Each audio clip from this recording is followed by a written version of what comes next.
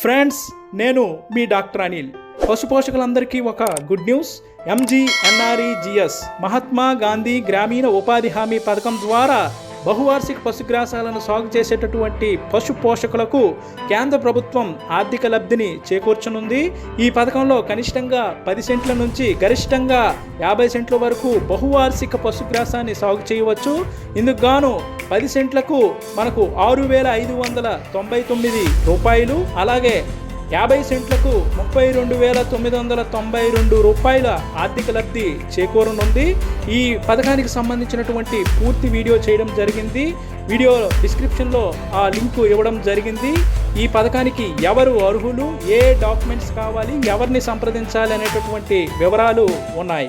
So ఇటువంటి important updates కోసం పశు విజ్ఞాన బడి ఛానల్ను సబ్స్క్రైబ్ చేయండి, వీడియోని లైక్ చేయండి.